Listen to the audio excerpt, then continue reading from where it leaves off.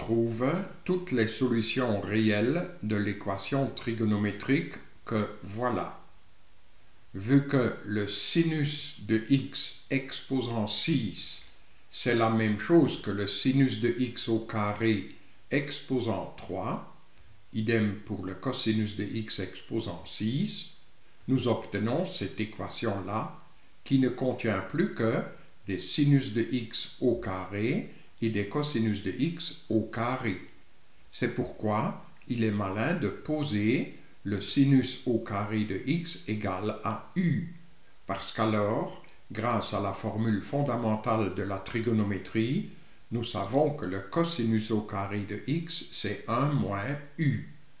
Et cette équation trigonométrique devient alors cette équation purement algébrique. Ici, nous élevons ce binôme au cube, l'équation devient donc celle-là. Nous distribuons ce moins, nous distribuons ce 3, et l'équation nous mène très vite vers 2 fois u au cube est égal à 1. Et par conséquent, le u est égal à la racine cubique de 1/2. Revenons maintenant à la trigonométrie. Nous savons que le sinus au carré de x est égal à la racine cubique de 1/2. Et par conséquent, le sinus de x, c'est plus ou moins la racine carrée de cette racine cubique de 1/2. Donc le sinus de x, c'est plus ou moins la racine sixième de 1/2.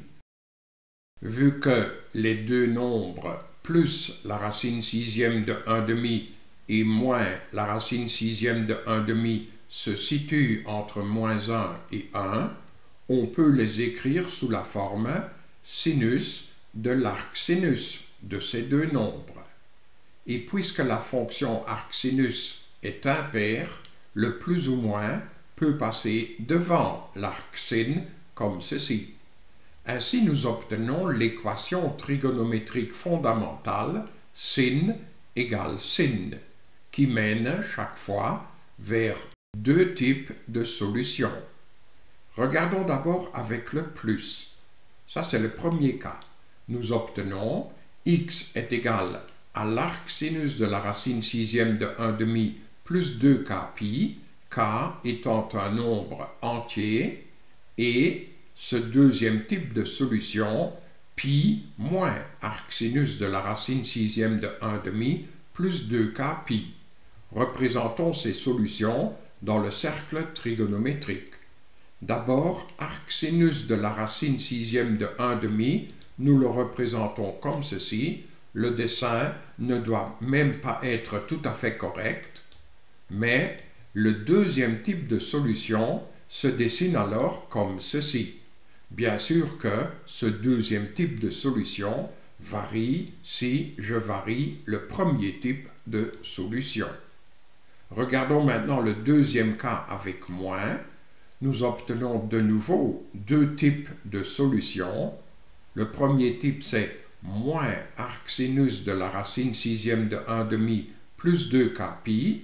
Ce type de solution se trouve donc ici.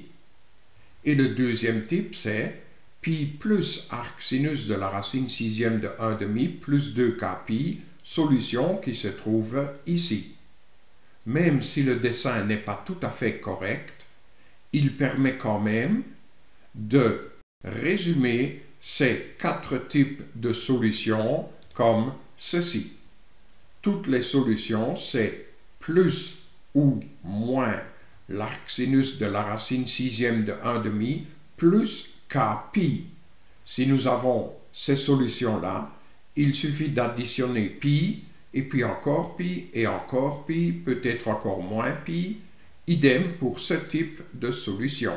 Donc voilà l'ensemble solution qui était demandé.